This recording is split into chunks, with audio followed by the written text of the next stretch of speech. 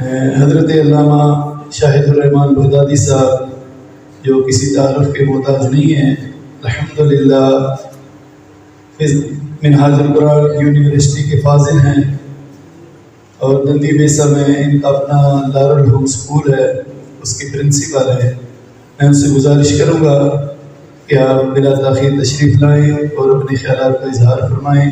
اب تھوڑے سے ذرا قریب آ جائیں تو میں حضرات نعرہ تکبیر، نعرہ رسالت، نعرہ حیدری، شان صحابہ، علماء اہل سنت۔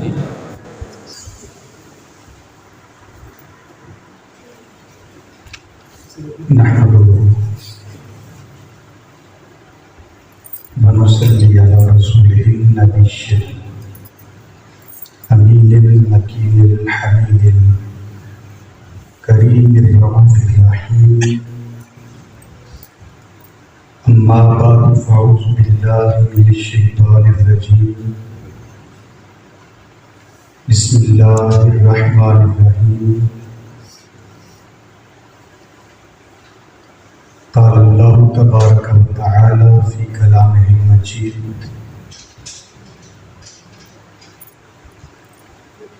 وكيف تكفرون أنتم تتلى عليكم آيات الله وفيكم رسوله ومن يعتصم بالله فقد هدي إلى صراط مستقيم. صدق الله مولانا العظيم. الصلاة والسلام عليك يا سيدي يا رسول الله وعلى آلك وأصحابك يا حبيب الله. الصلاة والسلام عليك يا إمام القبلتين وعلى آلك وأصحابك يا جد الحسن والحسين. اللهم صل على سيدنا ومولانا محمد عبدك ونبيك ورسولك وحبيبك الأمي وعلى آله وصحبه وبارك وسلم.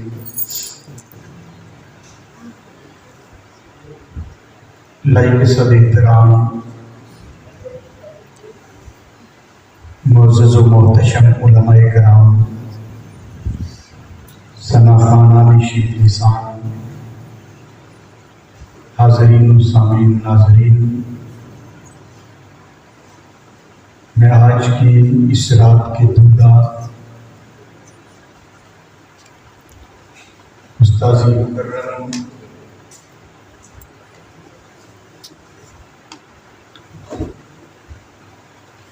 استاذ العلماء والحفاظ والقراء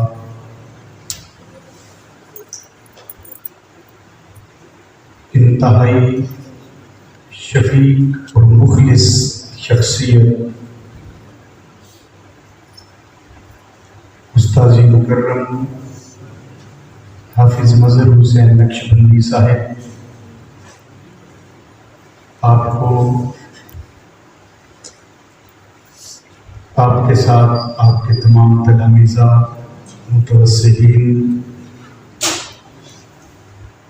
اور مقتدیوں کو مبارکباد پیش کرتا ہوں کہ جنہوں نے آج کی رات قرآن کریم مکمل کیا اور جنہوں نے سماعت فرمائی. شکریہ بھی ادا کرتا ہوں کہ آپ نے اتنی عظیم اور بابرکت ساعتوں میں مجھ جیسے کم علم اور نکمے شخص کو حاضر ہو کر اپنے حصے کی برکات اور نعمتیں سمیٹنے کی توفیق عطا فرمائی. دعا ہے کہ مالک کائنات چند گھڑیاں جو ہماری یہاں پر ہیں مجھے ہر کوئی کی توفیق عطا فرمائے اور ہم سب کو اس پر عمل کی توفیق عطا فرمائے. میں نے عنوان گفتگو کے طور پر سورہ آل عمران کی آیا نمبر 101 کتنا 101 اس کی تلاوت کا شرف حاصل کیا۔ اس کی روشنی میں چند لمحے آپ کے ساتھ گفتگو کروں گا۔ خطاب نہیں کرنا، خطاب وہاں پہ کیا جاتا ہے جہاں پہ بندہ کبھی کبھار جائے، اور جہاں پر سبق حاصل کیا ہو وہاں سبق سنانے کے لیے بندہ جاتا ہے خطاب کرنے میں۔ اس لیے میں نے گفتگو کرنی ہے، اور اس گفتگو میں ہماری کوشش یہ ہوگی کہ ہم قرآن کریم اور صاحب قرآن کے ساتھ ہمارا جو تعلق ہے اس کے حوالے سے قرآن کریم سے رہنمائی ہے۔ اللہ جل مجدہ نے ہمارے ایمان کی بقا کا راز قرآن کریم میں ارشاد فرمایا ہے۔ آج کے اس دور میں جہاں کسی کی جان محفوظ نہیں، عزت و ناموس محفوظ نہیں، پھر سب سے بڑھ کر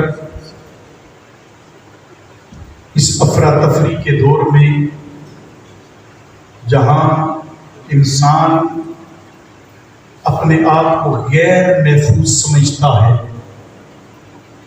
ضرورت اس امر کی ہے کہ ہم جہاں اپنی جان کی حفاظت نہیں کر سکتے،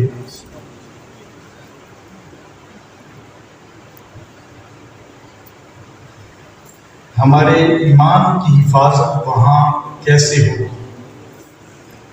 تو ایمان کی حفاظت کا راز اللہ جل مجدہ نے قرآن کریم سورہ آل عمران کی آیت نمبر 101 میں ارشاد فرمایا۔ مالک کائنات نے فرمایا وَكَيْفَ تَكْفُرُونَ، اور تم کیسے کفر کرو گے حالانکہ تم وہ خوش نصیب ہو۔ یہ ان خوش نصیبوں کی بات ہو رہی ہے جنہوں نے رمضان المبارک کی بابرکت ساعتوں میں اپنے من کو قرآن کریم کی محبت سے روشن کیا اور اپنی سماعتوں کو قرآن کریم کی تلاوت سن کر منور کیا۔ رب کائنات نے یہاں قرآن کی تلاوت سننے والوں کی بات کی، فرمایا تم کیسے کفر کرو گے حالانکہ تم وہ خوش نصیب ہو کہ وَأَنْتُمْ تُتْلَى عَلَيْكُمْ، کہ جن پر قرآن کی آیات کی تلاوت کی جاتی ہے۔ اللہ رب العزت کی آیات کی تلاوت کی جاتی ہے اور وہ اس تلاوت کو غور سے سنتے ہیں۔ تو جو تلاوت کلام مقدسہ کو غور سے سنے، رب کائنات نے فرمایا کہ وہ کفر نہیں کر سکتا۔ کیا نہیں کر سکتا؟ بولیے، کفر نہیں کر سکتا۔ اب دیکھیے کتنی بڑی بات اس مالک کائنات نے فرما دی۔ بندہ ساری زندگی عبادت و ریاضت کرتا رہے، رکوع و سجود کرتا رہے، تسبیح و تحلیل کرتا رہے، ساری زندگی بندہ سر مسجود رہے، مگر کوئی گارنٹی نہیں کہ جب اس کی روح کف سے انسانی سے پرواز کرنے لگے، اس کی موت کا وقت آئے، تو وہ بندہ جو سارا دن قیام کی حالت میں، روزے کی حالت میں گزارتا، ساری رات مصلی میں کھڑا ہو کر قیام کرتا، رکوع و سجود میں گزار دیتا، موت کی تنگی کی وجہ سے، اور جب وہ اسرائیل علیہ السلام کو دیکھے اور انہیں دیکھ کر کہ روح قبض کرنے آئے ہیں، اس پر ہیبت طاری ہو جائے، اور عین ممکن ہے کہ وقت موت وہ کلمہ کفریہ کو ادا کر دے۔ ساری زندگی رکوع و سجود کرتا رہا، ساری زندگی قیام کرتا رہا، روزے رکھتا رہا نفلی بھی، مگر کوئی پتہ نہیں کہ جب دنیا سے جا رہا ہے وہ ایمان کی دولت لے کر جا رہا ہے یا ایمان کی دولت لٹا کر جا رہا ہے۔ گارنٹی نہیں ہے۔ یہاں اس آیا مبارکہ میں رب کائنات نے فرمایا وَكَيْفَ تَكْفُرُونَ کہ تم کیسے کفر کر سکتے ہو حالانکہ تم وہ خوش نصیب ہو وَأَنْتُمْ تُتْلَىٰ عَلَيْكُمْ آیَاتُ اللَّهِ جن پر اللہ کی آیات کی تلاوت کی جاتی ہے۔ ایک بات فرمائی کہ ان کا تعلق قرآن کے ساتھ جڑا ہوتا ہے، قرآن کے ساتھ رشتہ بولیے قائم ہوتا ہے۔ وہ رشتہ جب قرآن کے ساتھ محبت والا بن جائے، پھر قرآن کی آیات کی تلاوت وہ سنے اور سن کر ان کے ایمان میں اضافہ ہو، تو رب کائنات نے فرمایا اس انداز میں جب توجہ کے ساتھ قرآن سنو اور میری آیات کی تلاوت سنو، اور پھر دوسرا فرمایا یہ عقیدہ ساتھ رکھو وفیکم رسول، اللہ کے رسول تم میں موجود ہیں، اللہ کے رسول تم میں بولیے موجود ہیں، یعنی قرآن کی سماعت بھی کرتے ہو اور عقیدہ بھی یہ ہے کہ اللہ کے رسول ہم میں موجود ہیں۔ جب یہ دو باتیں انسان اپنے پلے باندھ لے تو پھر ہو ہی نہیں سکتا کہ بندہ اس دنیا سے بے ایمانی کی حالت میں جائے۔ پھر آگے فرمائے وَمَن يَعْتَصِم بِاللَّهِ جو کوئی اعتصام باللہ کر لیتا ہے، اعتصام باللہ کیا ہے؟ رب کائنات نے فرمایا وَاعْتَصِمُوا بِحَبْلِ اللَّهِ جَمِيعًا وَلَا تَفَرَّقُوا کہ تم سارے کے سارے اللہ کی رسی کو مضبوطی سے تھام لو اور آپس میں کوئی تفرقہ نہ ڈالو۔ اب عزیزان گرامی قدر، یہاں اعتصام باللہ سے مراد قرآن کریم بھی ہے اور آقا علیہ الصلوۃ والسلام صاحب قرآن کی ذات ہے، یعنی قرآن کا دامن بھی پکڑو اور صاحب قرآن کا دامن بھی تمہارے ہاتھ میں ہونا چاہیے۔ جب صاحب قرآن کے حوالے سے تمہارا عقیدہ، تمہارا نظریہ درست ہوگا، تمہاری سوچ، تمہاری فکر درست ہوگی اور یہ عقیدہ ہوگا کہ وہ ہم میں موجود ہیں، ان کی موجودگی کا احساس ہوتا رہے گا اور ساتھ قرآن سے بھی محبت ہو جائے گی، تو پھر یہ اعتصام باللہ ہے۔ اور ابن عباس رضی اللہ تعالیٰ ان سے کسی نے پوچھا کہ وَاعْتَصِمُوا بِحَبْلِ اللَّهِ جَمِيعًا اس اعتصام باللہ سے کیا مراد ہے اور حبل اللہ سے کیا مراد ہے؟ وہ فرماتے ہیں اے محمد صلی اللہ علیہ وسلم، اعتصام باللہ سے مراد اور حبل اللہ سے مراد یہ ہے کہ بندہ رسول اللہ صلی اللہ تعالیٰ علیہ وسلم کا دامن تھام لے۔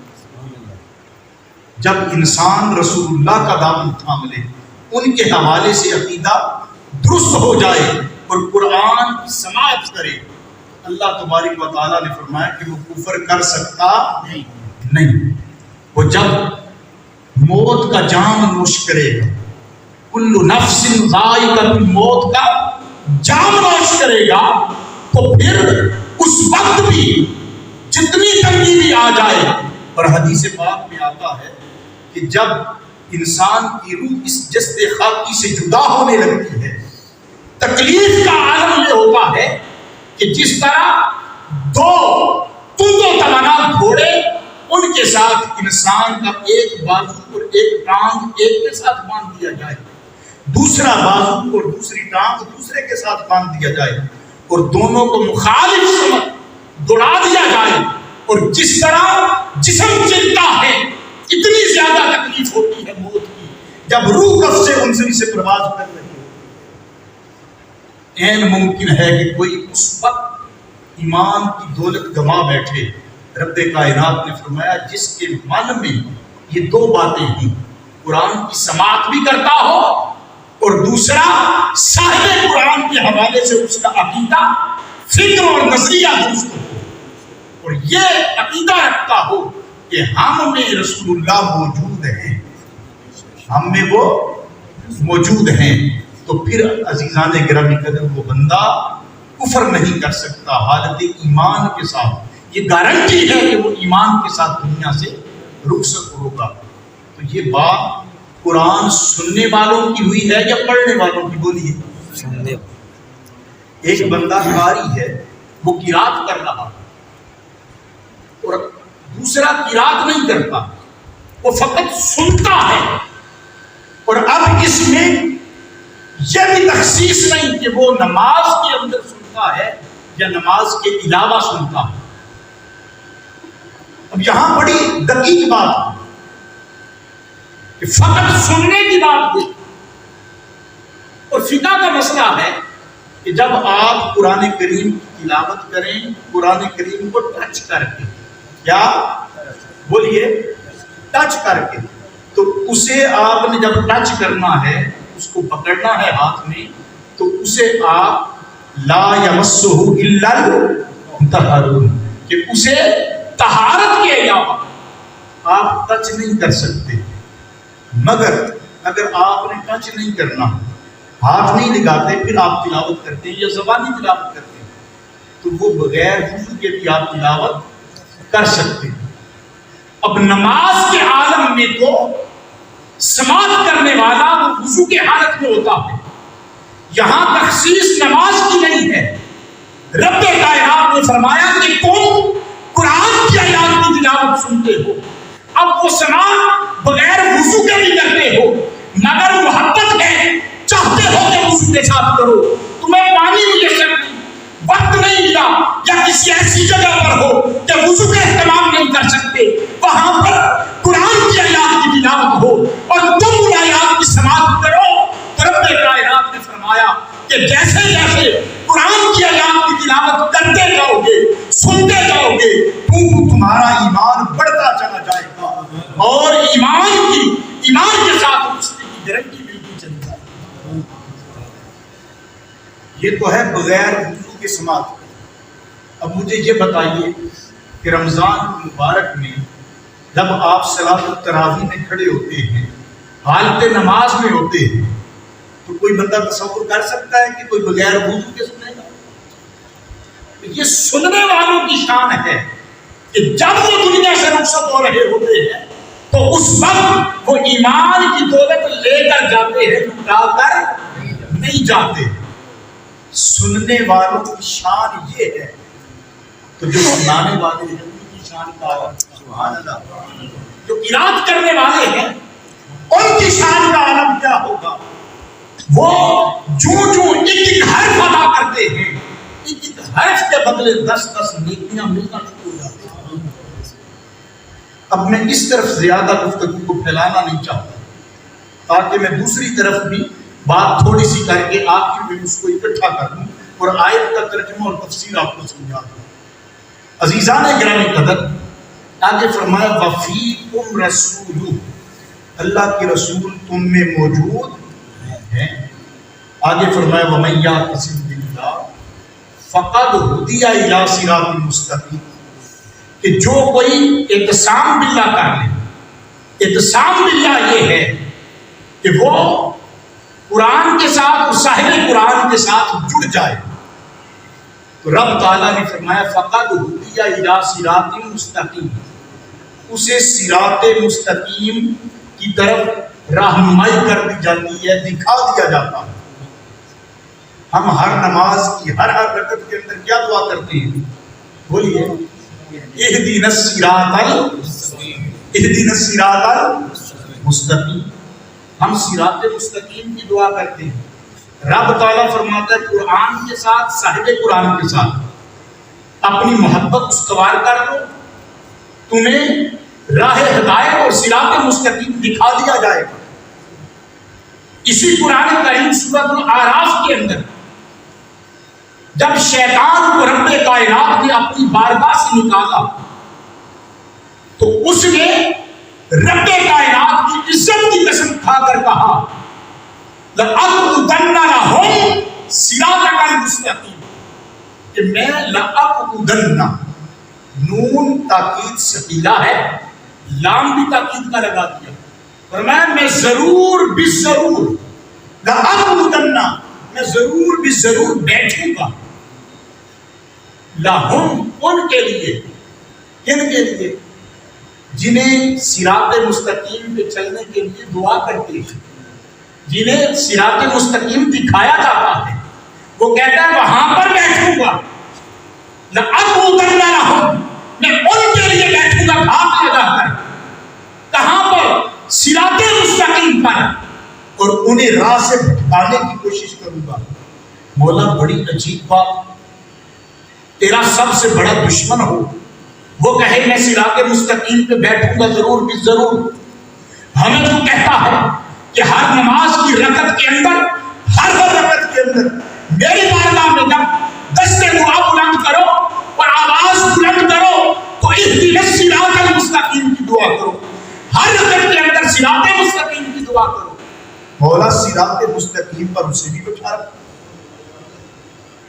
मालिक कायनात ने फरमाया कि जरूरी नहीं कि रास्ता एक हो, रास्ता बोलिए एक हो, उस पर चलने वाले लोगों का मकसद और मंजिल भी एक होना जरूरी नहीं। मंजिल और मकसद एक नहीं हो सकता। मिसाल के तौर पर कि आपकी जो सिविल लाइन है, रोड है, इसके ऊपर रात को कोई बंदा सफर कर रहा हो, ट्रैवलिंग कर रहा हो, कोई बंदा यहां से हो सकता है इस्लामाबाद या लाहौर की तरफ जाए, इस्लामाबाद या लाहौर की तरफ जाए, और वो अपना कोई पेशेंट लेकर जा रहा हो, मरीज लेकर जा रहा हो, उसी रोड के ऊपर, रोड वही है सिविल लाइन, उसके ऊपर रात को कोई महफिल नात भी जा रहा हो, उसी पर कोई क्रिकेट के मैच खेलने के लिए नौजवान जा रहे हैं, उसी रोड पर कोई धाग लगाकर लूटने वाले बैठे हों, और उसी रोड पर रात को गश्त करने वाली पेट्रोलिंग पुलिस भी हो। रोड एक है, उस पर सफर करने वालों का मकसद, मंजिल एक नहीं है। रब्बे कायनात ने फरमाया, हाँ बेशक वो शैतान रोजे अव्वल से जब उसे अपनी बारगाह से निकाला है, उसने वादा किया था मुस्तकीम कि मैं जरूर भी जरूर इनके लिए सिरात मुस्तकीम पे बैठूंगा। वो सिरात मुस्तकीम पे है, तुम भी दुआ सिरात मुस्तकीम भी करते हो, तो मौला फिर क्या करें? हम सिरात मुस्तकीम की दुआ करें। वहां लूटने वाला भी बैठा, क्या कोई बचाने वाला भी है? कोई बचाने वाला भी है? भाई जिस तरह रोड के ऊपर पेट्रोलिंग पुलिस जो है उसका क्या काम है? जो मुसाफिर वहां चल रहे हैं उनको प्रोटेक्ट करते हैं, उनकी हिफाजत के लिए वो मामूर है, अगरचे वो करते हैं या नहीं करते हैं, लेकिन उनकी ड्यूटी क्या है कि उन्होंने मुसाफिरों की हिफाजत करनी है। रोड वही है, तो मौला क्या उसी ट्रैक के ऊपर सिरात मुस्तकीम पे जहां लूटने वाला बैठा है, ईमान की दौलत छीनने वाला बैठा है, क्या कोई बचाने वाला भी है? रब्बे कायनात ने फरमाया, हाँ बचाने वाला भी है। मौला कहाँ है? फरमाया मेरे कुरान की तिलावत का, मेरा ताल्लुक मिनहाजुल कुरान से है, बात भी कुरान से कर रहा हूं। फरमाया कुरान की तिलावत कर, सूरह यासीन खोलिए, 22वां पारा। रब्बे कायनात ने फरमाया, यासीन वल कुरानिल हकीम इन्नका लमिनल मुरसलीन अला सिरातिन मुस्तकीम। यासीन, कुरान करीम की कसम है कि तू रसूलों में से है, अला सिरातिन मुस्तकीम, और सिरात मुस्तकीम और कहाँ है? बोलिए, सिरात मुस्तकीम पर है। रब्बे कायनात ने बता दिया कि लोगों, जिस तरह ईमान की दौलत लूटने वाला वहां पर बैठा है, अब ट्रैक तो एक है, रास्ता तो एक है, तुम दुआ करते हो इहदिन सिरात मुस्तकीम, वहां दौलत लूटने वाला है। अब अगर ईमान की दौलत बचा के गुजरना है तो जिस तरह दुनिया की दौलत और अपनी जान की हिफाजत के लिए तुम पेट्रोलिंग पुलिस की गाड़ी के साथ साथ रहते हो, ताकि पुलिस के दबदबे की वजह से कोई चोर, कोई लूटने वाला, कोई डाकू, कोई राहगर उस तरफ देख भी ना सके, वो तुम्हें प्रोटेक्ट करती है। इसी तरह इस रूहानी ट्रैक पर, सिरात मुस्तकीम पर तुम भी सफर कर रहे हो, लूटने वाला भी है, वहां प्रोटेक्शन के लिए मैंने अपने महबूब को भी भेज दिया।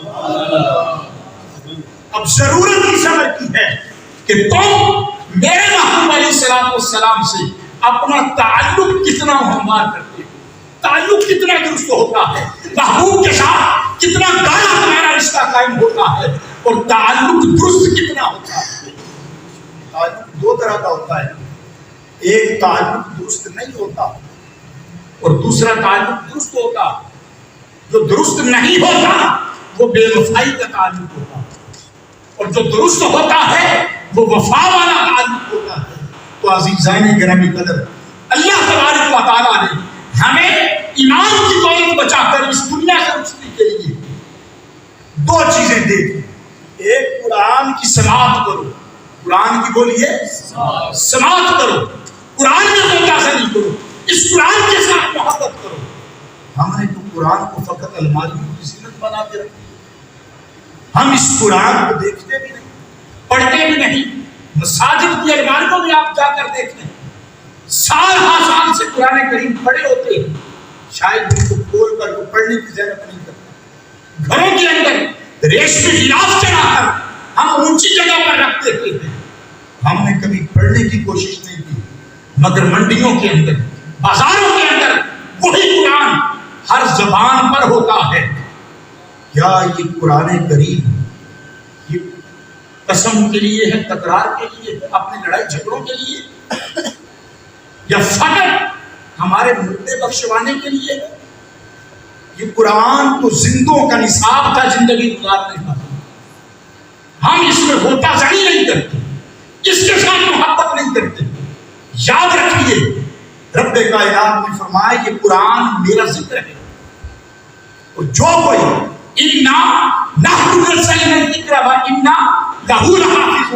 اس ذکر کو، قرآن کو ہم نے نازل کیا اور ہم ہی اس کی حفاظت کرنے والے ہیں۔ یہ اللہ کا ذکر ہے، اس کا تذکرہ ہے، اور جو اس کے ذکر سے غافل ہو جائے رب کائنات اسے دو طرح کی سزائیں دیتا۔ کیا کرتا ہے بولیے؟ وہ سزائیں دیتا ہے۔ پہلی سزا دنیا کے اندر مل جاتی ہے، اور دوسری سزا قیامت کے دن ملے گی۔ رب کائنات نے فرمایا وَمَنْ أَعْرَضَ عَنْ ذِكْرِي، جو کوئی میرے ذکر سے اعراض کرتا ہے فَإِنَّ لَهُ مَعِيشَةً ضَنْكًا، اسے پہلی سزا یہ ملتی ہے کہ اس پر حصار زندگی تنگ کر دیا جاتا ہے۔ حصار زندگی بولیے تنگ کر دیا جاتا ہے۔ اب حصار زندگی سے معیشت ضنکا سے مراد یہ نہیں ہے کہ بندے کے پاس کوئی مال و دولت نہیں ہوتا، روپیہ پیسہ نہیں ہوتا، کوٹھی کار بنگلے نہیں ہوتے۔ بھئی عین ممکن ہے کہ اس کے پاس روپیہ پیسہ تو ہو، مال و دولت تو ہو، انواع و اقسام کے کھانے دسترخوان پر چنے ہوئے ہوں، مٹھائیاں پڑی ہوئی ہوں، مگر جی بھی چاہے کہ مٹھائی کھاؤں، حلوہ کھاؤں، مٹھائی سے اپنے زبان کو لذت بخشوں، جی چاہے مگر اسے ہو شکر اس کا استعمال کر سکتا ہے؟ مرغن غذائیں سامنے پڑی ہے، ہارٹ پیشنٹ ہے، بلڈ پریشر کا مریض ہے، وہ ساری مرغن غذائیں سامنے پڑی ہوئی ہیں، جی چاہتا ہے کہ وہ نوش کرے، مگر وہ سامنے پڑے ہونے کے باوجود استعمال بولیے نہیں کر سکتے۔ فورڈ نامی شخص کا آپ نے تذکرہ سنا ہوگا، جس کے نام کی گاڑیاں پوری دنیا کی سڑکوں پر دندراتی پھرتی ہیں۔ یہ فورڈ ویگن پاکستان میں بھی بہت زیادہ ہے۔ وہ فورڈ نامی صنعتکار، اس کے مال و دولت کا کوئی اندازہ کر سکتا ہے؟ دنیا کے ہر ملک کی سڑکوں پر اس کی گاڑیاں، اس کی کمپنی۔ جب اس کی زندگی کے آخری سال آئے، وہ شخص جس کے مال و دولت کا کوئی اندازہ نہیں کر سکتا، زندگی کے آخری سال آئے تو نہ تو وہ دودھ پی سکتا تھا، نہ کوئی گوشت کھا سکتا تھا، نہ فش وغیرہ کھا سکتا تھا، نہ وہ ویجیٹیبل اور نہ کوئی فروٹس استعمال کر سکتا تھا۔ زندگی کے آخری کئی سال جب اس پر حصار زندگی تک ہوا تو وہ آٹا چھان کر چوک کر ہم ڈسٹ بین میں پھینک دیتے ہیں۔ ہمارے جانور بھی کھانا پسند نہیں کرتے، وہ پانی کے اندر ابالتا، ہلکا سا اس میں نمک ڈالتا اور وہ کھاتا رہا. جب اس پر حصار زندگی تنگ ہوا، این ممکن ہے روپیہ پیسہ تو ہو، عورت نافرمان ہو جائے، جوان سال بیٹا وہ نشہ کرنے لگ پڑے، تو کیا اس بوڑھے باپ کے لیے زندگی میں سکون رہتا ہے؟ ہرگز نہیں. تو دوستو رب کائنات نے فرمایا جو میرے ذکر سے اعراض کرتا ہے اس کو پہلی سزا دنیا میں دیتا کہ اس پر حصار زندگی تنگ کر دے، اور دوسری سزا قیامت کے دن، حشر کے دن ملتی ہے. فرمایا وَنَحْشُرُهُ يَوْمَ الْقِيَامَةِ أَعْمَى، قیامت کے دن ہم اسے اندھا کر کے اٹھائیں گے. اس کا حشر کیسے ہوگا بولیے؟ اندھا کر کے اٹھایا جائے گا، اور وہ بندہ کہے گا کہ باری تعالیٰ لما حشرتنی اعمی، مجھے اندھا کر کے کیوں اٹھایا جا رہا ہے؟ وقد كنت بصیرا، حالانکہ میری تو نگاہ بڑی تیز تھی، میں تو دور سے لوگوں کو پہچان لیا کرتا تھا، میں تو 80 سال کی عمر میں سوئی میں دھاگا ڈال دیا کرتا تھا، میں نے کبھی لینس استعمال نہیں کیے تھے، میں نے کبھی اینک استعمال نہیں کی تھی. تو مولا لما حشرتنی اعمی، مجھے اندھا کر کے کیوں اٹھایا جا رہا ہے؟ تو مالک فرمائے گا کہ جس طرح دنیا میں تو ہمیں بھول گیا، ہماری یاد سے غافل ہو گیا، ہمارے قرآن کریم سے تو نے اعراض کیا، ہمارے ذکر سے اعراض کیا، آج ہم تجھے بھول گئے ہیں. تو دوستو ضرورت اس عمل کی ہے، اور تحریک منہاج القرآن پوری دنیا کے اندر ملک کرجا نگر نگر شہر شہر اور گلی گلی یہی نکارہ لے کر گھوم رہی ہے کہ لوگوں آؤ قرآن کے ساتھ اپنا تعلق جوڑو، تعلق بالقرآن قائم کرو اور ربط رسالت قائم کرو. ایک دامن میں قرآن ہو اور دوسرے دامن میں صاحب قرآن ہو. جب یہ دولت آپ کو مل جائے تو پھر قرآن کی دولت بھی ہوگی، اس سے محبت بھی ہوگی، اور صراط مستقیم پر جب آپ چل پڑیں، اس ٹریک پہ آ جائیں، تو پھر لوٹنے والے سے پروٹیکشن کے لیے صاحب قرآن سے تعلق ضروری ہے، ان کے ساتھ جڑنا ضروری ہے. آؤ درود پاک کی صورت میں تحریک منہاج القرآن تمہیں صاحب قرآن سے بھی جوڑتی ہے، اور درس قرآن، درس ارشاد قرآن کی صورت میں تمہارا تعلق قرآن سے قائم ہے. تو اس دور کے اندر تحریک منہاج القرآن کے ساتھ لگ جاؤ، رفاقت ہو. دعا ہے کہ مالک کائنات مجھے آپ سب کو قرآن فہمی کی توفیق عطا فرمائے. اور بار دیگر میں اپنے استاد محترم آپ جملہ احباب جو تشریف فرما ہیں جنہوں نے قرآن کریم کو سماعت کیا، آپ سب کو مبارکباد پیش کرتا ہوں، اور اس امید کے ساتھ یہ دعا کرتا ہوں کہ مالک کائنات آئندہ زندگی رمضان المبارک کے بعد جس طرح رمضان المبارک میں ہمارا تعلق قرآن سے جڑا رہا، تلاوت کرتے رہے، اسی طرح رمضان المبارک کے علاوہ ہم قرآن کریم کے ساتھ اپنا تعلق قائم رکھیں گے، اور روزانہ کم از کم ایک تسبیح درود پاک کی آقا کی بارگاہ میں پیش کرتے رہیں گے. وآخر دعوانا الحمد للہ.